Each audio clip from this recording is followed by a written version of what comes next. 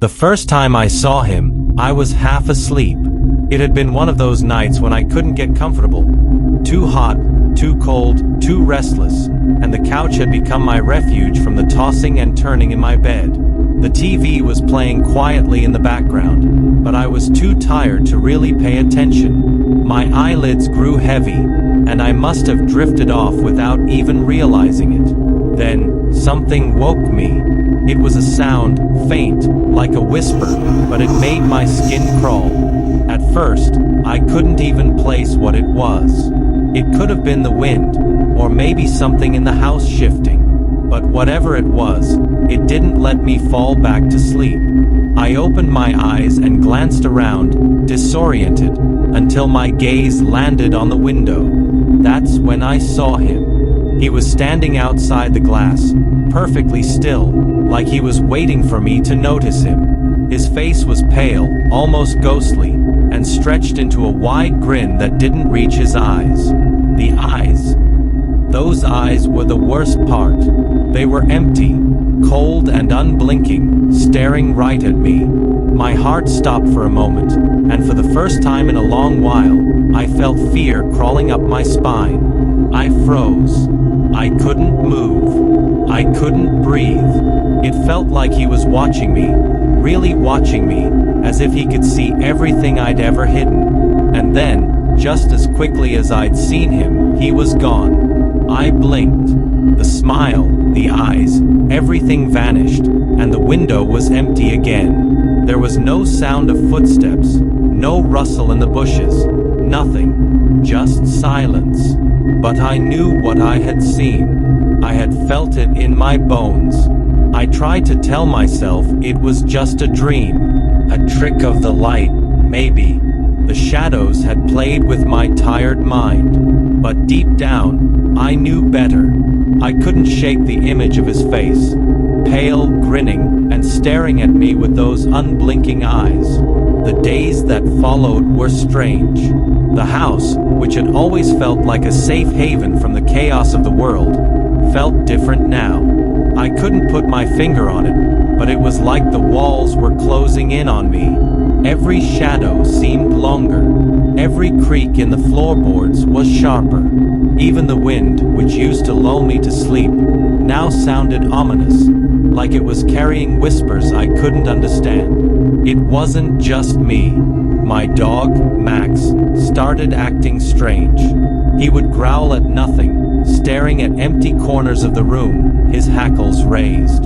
At night, he would pace by the window, whining softly, as though there was something, or someone, out there. The neighbors mentioned someone had been seen walking around the streets late at night. But when they tried to describe him, they couldn't. It was always the same story. A man, just standing there, lurking in the shadows. No one seemed to know who he was, and no one else had seen him like I had. But I knew he was out there. The second time I saw him, it was different. This wasn't a passing shadow in the corner of my eye. This wasn't some trick of the light. This time, I couldn't deny it. It was late again. I had been tossing and turning in bed, my mind racing with thoughts of what had happened, what I had seen. The unease that had settled in my chest refused to go away. I couldn't sleep. I couldn't even close my eyes for more than a few minutes before that image would flash in my mind. The man standing by the window. And then, I heard it. That sound. The tap, tap, tap. At first, I thought it was my imagination. Just the house settling or a branch hitting the window. But it was too rhythmic, too deliberate. I didn't want to look. I wanted to bury my head under the covers and pretend I hadn't heard anything. But the sound kept going, pulling at me like a thread I couldn't ignore. My heart hammered in my chest as I slowly sat up and turned toward the window. There he was, his face pressed against the glass, his eyes wide and unblinking, staring into me. The grin was still there, stretching unnaturally across his face, but it didn't match his eyes. Those eyes, they were empty, hollow, like they belonged to something else entirely. I felt a chill run through me, my skin prickling with a cold I couldn't escape. I reached for the light switch, my hands shaking, but when the room illuminated, he was gone. It felt like a dream, like I had imagined it all. But I knew I hadn't. I could still feel the weight of his gaze, could still see the twisted grin burned into my mind. That night, I lay awake, staring at the ceiling, my heart still racing. I wanted to tell myself it was nothing. I wanted to believe that it was just some figment of my imagination. But I couldn't. I couldn't forget the way he'd stared at me, like he knew me, like he was waiting for something. The nights grew worse after that. I could no longer escape the feeling that something was watching me, something out there. The windows no longer felt safe. The shadows seemed to creep closer. Even when the house was quiet, I could feel the presence of someone, or something, lurking just beyond the glass. And then he came back, over and over. Each time, he was bolder. One night, I woke to find him standing at the back door, his head tilted slightly to the side, like he was listening to something inside the house. I couldn't see his face, but I could feel him there, standing in the dark, just waiting. And the worst part was that he didn't do anything. He didn't try to break in. He didn't try to get inside. He just stood there. Another time, I swore I saw his reflection in the TV screen, even though no one else was in the room. His face was twisted, the grin stretched unnaturally wide, and his eyes, those cold, dead eyes, stared right at me from the glass. But when I turned around, there was no one there. I started noticing more things. Scratches on the outside of the window. Muddy footprints on the porch. I checked the locks on the doors and windows, but something didn't feel right. The house that had once felt like my safe place now felt like a trap. I was constantly on edge, always looking over my shoulder, always listening for that tap, tap, tap. I knew I couldn't do this alone. I couldn't keep living like this.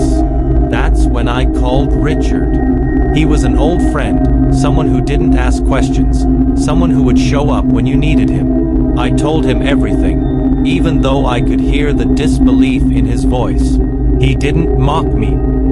He didn't tell me I was crazy. Instead, he grabbed his gun and came over that night, determined to help. We sat together, both of us watching the windows in silence, the tension thick in the air. Richard was calm, collected, always the steady one. Me, I was barely holding it together, my hands shaking, my heart racing. And then, I heard it. That sound. Tap, tap, tap. My blood ran cold. I pointed toward the window, my voice barely a whisper. He's here. Richard got up, walked over to the window, and looked outside, his gun ready. But after a long moment, he turned back to me, frowning. There's no one there. I couldn't believe it. How could he not see him? How could he not see the twisted man standing just outside the window? I grabbed his arm, pulling him back to the window. My voice trembled as I begged him. Look again. He's there. I know he is. Richard sighed, shook his head, and said he'd check outside. I begged him not to go. I was terrified, but he told me I needed closure. He stepped outside, gun raised, and disappeared into the night. I waited, and waited.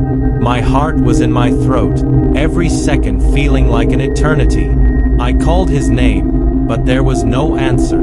I went outside, looking for him, but he was gone. The next day, I called Richard's phone, but he didn't answer.